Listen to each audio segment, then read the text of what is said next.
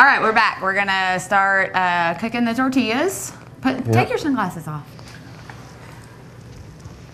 Nobody told George Jones to take his sunglasses off, but the orange shows. Okay, we're gonna cook our tortillas. We're gonna start some rice and beans, and when we get that all done, we'll put the enchiladas together and get them in the oven.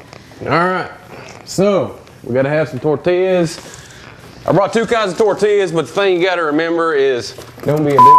You need to use corn tortillas and enchiladas. You can't say Flour tortillas, that's like Mexican dinner rolls. And so we're gonna make some of those too, but first we're gonna make some corn ones. What I got here, there's a couple different ways you can do it. I'm gonna start the rice. Chrissy's gonna start the rice. You can cook them in oil, which kind of gives them a deep fried flavor. And I pretty much find that whenever I'm cooking, the more oil, the better the food. However, you can dry cook them on a skillet or whatever, and that turns out pretty good too. All right, so bam, here we go. Okay, we're using Zatarain's Spanish style rice. We've tried several. This is our favorite. It like gives you the dry kind of restaurant style rice that you like, not the old jelly rice. And you have to buy a can of Rotel to put in it. So. It doesn't actually call for Rotel. Rotel gives a little more kick. Here we go.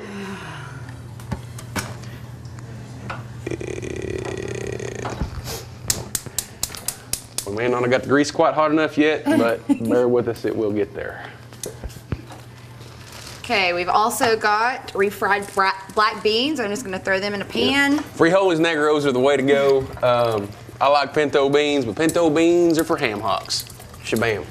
All right, we've also got enchilada sauce mix. And for this, you have to put in water and tomato paste. Yeah, just follow the directions. It's not a tough deal. On these tortillas, when you're cooking them, the way to know they're done is they start kind of bubbling up on the outside. Okay, flip them over, let them start bubbling again. Won't take them too long. Be patient. See how they're getting a little air in them? I believe they call that conduction, possibly convection. I'm not absolutely positive. I don't think you know. Yeah. I just cruised through high school, but I'm pretty confident that I do have an 8th grade education. I think it's in there. All right, we'll call that one good. You want to put some paper towels out so it kind of drains out the oil a little bit because you don't want them too oily. All right, so that's going to be our enchilada sauce that we put on the tortillas and on top of the enchiladas.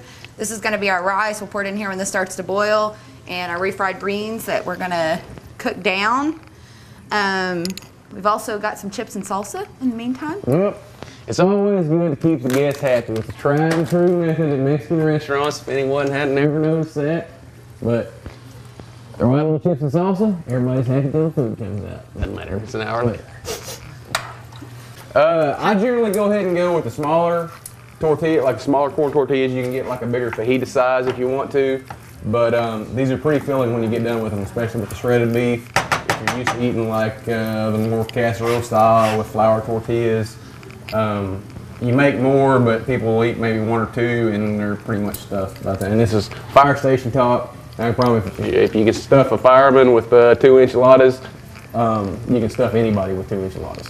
It's important to follow directions whenever you get these packages out. They're pretty clear. Takes a minute to read it, but once you do, you're all good. I don't know if everybody knows this or not, but this is my sweet bride. I found her down in Warner, Oklahoma. She was catching crawdads in the middle of a bar ditch when I was going to class one day. And I was barefoot, right? That's how it was with pigtails. I pulled up, I stopped, I was going to Cowgirls to get a bite to eat. And I looked down, I saw her, I backed up a little bit. And she goes, I got one! And I was like, I thought that's somebody that I could take and mold them into the kind of person that I want them to be. You know what I mean? I don't even have a response for that. Well, it's hard to respond against the truth. All right, so everything's cooking around now.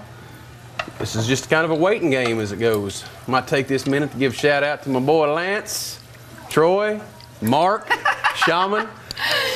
Probably all down at the Crowbar right now. Don't want to forget about Dusty, boys in the Turnpike Troubadours. What about our member of our live studio audience, Mr. Reitenhauer? Car riding hours out there, folks. Believe it. Mr. Reinhauer. Oh yeah, I forgot. He's the big time. All right, I've got everything going. Now, as soon as these two come to a boil, we'll pour the rice and enchilada sauce in.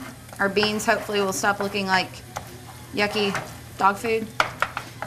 Yeah, the black refried beans, I always get them out of the ethnic section in the grocery store because I like La Costeña or something like that. I think they got a little better flavor than, you know, like your typical refried beans. Another thing to remember on the Zatarans is the cool thing about it is it's just like boil rice. You don't have to fry it before you boil it, which is always, you know, it's just less hassle. People have time constraints, whatnot. It's convenient. Shabam.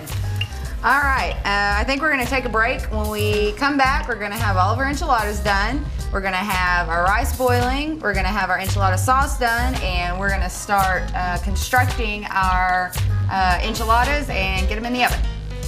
Good job, Sugar Pants.